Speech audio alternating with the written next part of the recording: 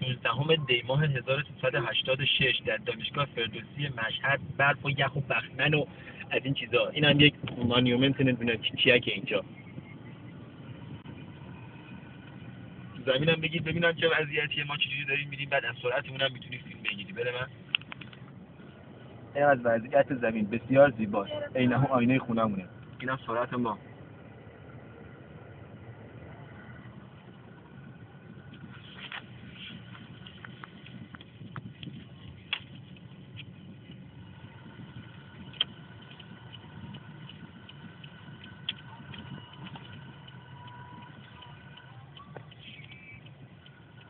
خیلی خوب، بس دیگه دوباره همونو بزن.